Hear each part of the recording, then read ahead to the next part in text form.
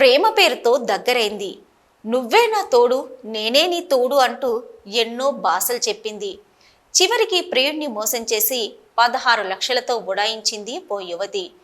ప్రియురాలి మోసం తట్టుకోలేక ప్రియుడు ఆత్మహత్యకు యత్నించగా బాధితుడు తండ్రి పోలీసులను ఆశ్రయించడంతో ఈ ఘటన వెలుగులోకి వచ్చింది. జరిగిన ఘటనపై పోలీసులు కేసును నమోదు చేసుకొని దర్యాప్తు చేపట్టారు. ఘటనకు సంబంధించిన వివరాలకు వెళ్తే, తిమ్మాపూర్కు చెందిన మాదని నాగరాజు తమిళనాడులోని కోయంబత్తూరులో ఈషా ఫౌండేషన్లో చేరాడు.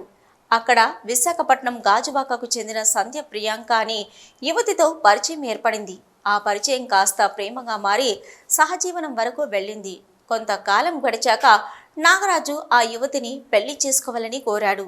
అందుకు ఆమె కాలం వెళ్లదీస్తూ వచ్చింది.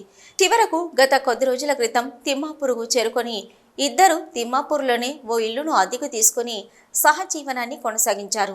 ఇలా కొద్ది రోజుల పాటు సహజీవనం చేసిన తర్వాత ప్రియుడి వద్ద పెళ్లి ప్రపోజల్ తీసుకొచ్చింది సంధ్య ప్రియాంక. పెళ్లి చేసుకోవాలంటూ ప్రియుడు నాగరాజును కోరింది. పెళ్లి కోసం బంగారం కొనాలంటూ నాగరాజు వద్ద దశల వారీగా 16 లక్షలు వసూలు చేసింది. ఆ తర్వాత మళ్ళీ వస్తానంటూ ప్రియుడికి చెప్పి విమానం ఎక్కి ఆస్ట్రేలియాకు చెక్కేసింది. అయితే ప్రియురాలు తనను మోసం చేసిందని గమనించిన నాగరాజు పురుగుల మందు తాగి ఆత్మహత్య యత్నానికి ప్రయత్నించగా గమనించిన బంధువులు నాగరాజుకు చికిత్సను అందించడంతో ఇప్పుడిప్పుడే కోలుకుంటున్నాడు. అయితే ఆస్ట్రేలియా వెళ్లి ప్రియురాలు మరోసారి ఫోన్ చేసి తన పేరిట 2 ఎకరాల ల్యాండ్ రిజిస్ట్రేషన్ చేస్తేనే నిన్ను పెళ్లి చేసుకుంటానంటూ సరికొత్త ప్రపోజల్ పెట్టింది. విషయాన్ని గమనించిన నాగరాజు మల్లయ్య పోలీసులను ఆశ్రయించాడు. లేడీ కిలాడి బారి నుంచి తమ కుటుంబాన్ని కాపాడాలంటూ ఫిర్యాదు చేశాడు. బాధితుడు నాగరాజు తండ్రి ఫిర్యాదు మేరకు కేసును నమోదు చేసుకున్న పోలీసులు దర్యాప్తు చేపట్టారు.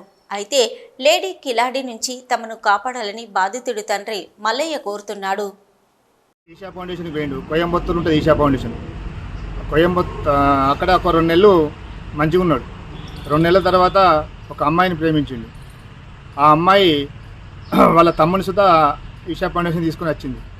వాళ్ళిద్దరు కలిసి అక్కడ పెళ్ళి ఇక ప్రేమించుకున్నారు. అక్కడ ప్రేమించుకున్నాక నేను అమ్మాయి పలానా అమ్మాయిని ప్రేమించిన అంటే నాకేం సంబంధం లేదు, నేను నువ్వు ఈషా ఫౌండేషన్ పోయినావు యోగా చేసుకుంటానికి, నువ్వు యోగా చేసుకొని రా అని చెప్తే, లేదు నాన్న నేను అమ్మాయి నన్ను ఇద్దరం కలిసి అడ్జస్ట్ చేసి ప్రేమించుకున్నామంటే సరే నీ ఇష్టం అని చెప్పినాక ఒక 10 రోజులకు తిమ్మాపూర్ వచ్చిర్రు.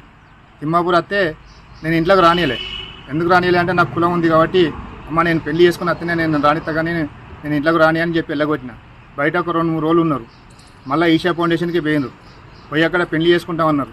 పెళ్లి చేసుకుంటా అన్నాక నేను హాస్పిటల్లో నా కొడుకు కోసం ఒక 16 లక్షలు ఫామ్ డీ చేసింది కాబట్టి ఒక హాస్పిటల్లో నేను పార్ట్నర్షిప్ పెట్టినాక ఆయన పార్ట్నర్షిప్లో నా కొడుకు పోయి నా 16 లక్షలు నాకు ఇచ్చే ఆయనతో గొడవ పడ్డాడు. ఈ ఫోన్లో పడితే బాగా టార్చర్ అయిపోయింది. ఈ టార్చర్ నాకెందుకని చెప్పి ఆయన అకౌంట్లోకి ట్రాన్స్ఫర్ చేసిండు. ఆయన పేరు ఉంది కాబట్టి ఆయన అకౌంట్లోకి ట్రాన్స్ఫర్ చేసినాక మేము బంగారం కొనుక్కుందాం బావ అని నా కొడుకును నా ఇద్దరు కలిసి బంగారం షాప్ పోయి బంగారం కొనుక్కున్నారు. 16 లక్షలు మొత్తం బంగారం కొనుక్కున్నారు. బంగారం కొనుక్కొని ఆ నేను రేపు పెళ్లి చేసుకుంటా, ఎల్లుండి పెళ్లి చేసుకుంటా అని చెప్పి ఆయనతో నా కొడుకు చెప్పగానే ఆస్ట్రేలియా వెళ్ళిపోయింది.